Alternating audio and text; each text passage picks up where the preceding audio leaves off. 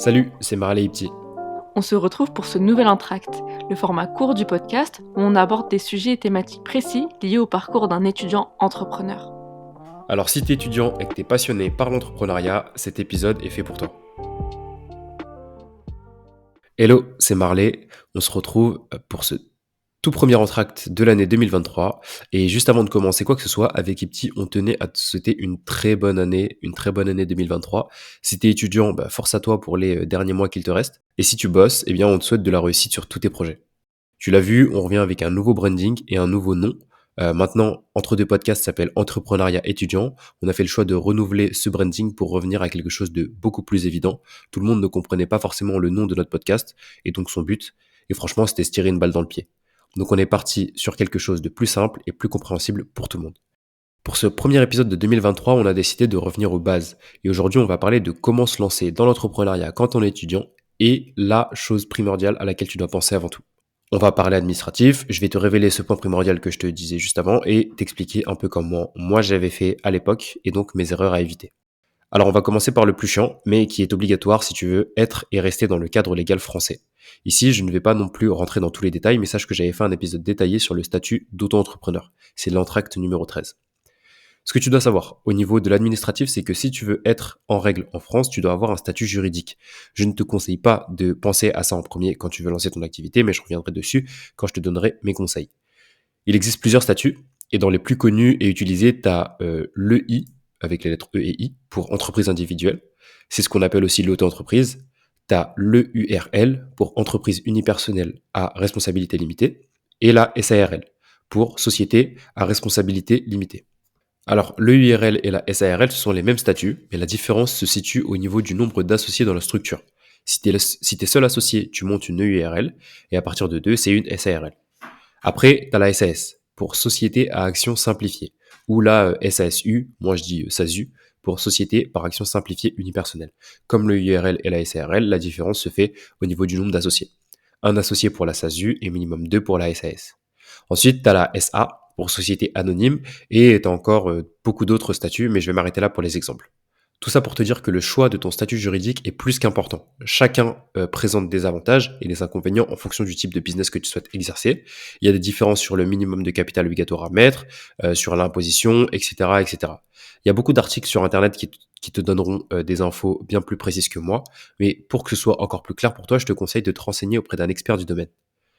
Une fois que tu as choisi ton statut, tu vas devoir réfléchir à ta banque. Il en existe une multitude. Tu as des banques en ligne comme Shine et Conto par exemple, ou tu as des banques plus traditionnelles type Crédit Agricole, Crédit Mutuel, etc.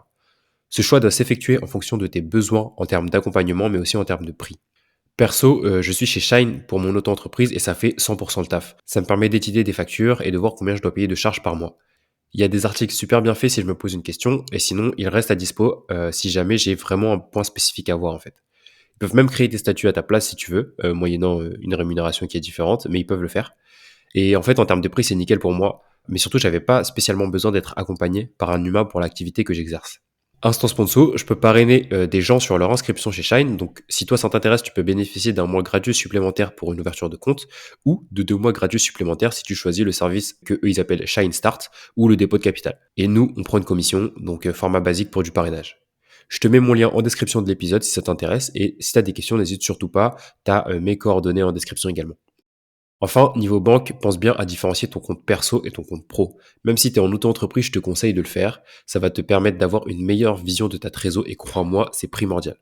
Attention, quand je dis compte pro, c'est pour faire une différence entre ton compte perso du quotidien et celui qui va encaisser tes paiements de tes clients. T'es pas obligé de prendre un vrai compte professionnel comme on peut voir dans certaines banques. Un compte particulier que tu utiliseras à des fins professionnelles fait aussi très bien l'affaire. Bon, passons à mes conseils. Depuis tout à l'heure, je te parle de statut et de banque, mais en vrai, quand tu lances ton projet, c'est pas du tout la priorité. Je te dis pas que c'est pas important, je te dis juste que c'est pas la prio. Quand tu lances ton projet, il y a une chose primordiale sur laquelle tu dois te focus, selon moi, qui est de trouver des clients. Même si tu penses avoir l'idée du siècle, ne t'amuse pas à aller déposer des statuts si personne n'a encore mis 1 euro dans ton projet. Tu n'auras la confirmation de ton idée que lorsque les gens auront payé pour ça. Seul le marché te dira si ça vaut le coup de continuer ou non. Alors, parle de ce que tu fais autour de toi, communique sur les réseaux sociaux. Je sais, c'est pas simple pour tout le monde, moi le premier d'ailleurs, mais si tu veux vendre, les gens doivent savoir ce que tu fais.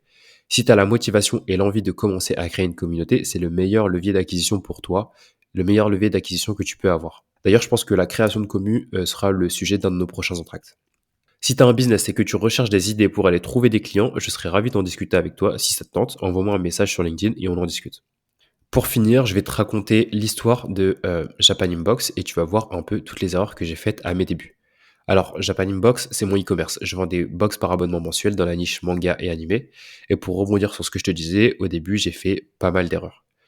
J'ai perdu énormément de temps à me renseigner sur quelques statuts juridiques et notamment celui de l'auto-entreprise avant de lancer ce business. Tout ça pourquoi? Pour me rendre compte que je ne pouvais tout simplement pas lancer ce business en auto-entreprise car mes fournisseurs ne voulaient pas travailler avec les auto-entrepreneurs. Donc première erreur et grosse perte de temps. Finalement, j'ai créé une SASU avec 1000 euros de capital et j'ai dû reprendre du temps pour me renseigner à nouveau sur tout ça, sur toutes les conditions de ce statut juridique, etc. Heureusement que j'avais pas engagé de démarche d'ailleurs, sinon j'aurais créé une EI pour rien à l'époque. Ensuite, j'ai cherché mes premiers clients. J'ai créé mon site, j'ai communiqué sur les réseaux sociaux et l'erreur que j'ai faite ici, c'est de n'en parler à personne.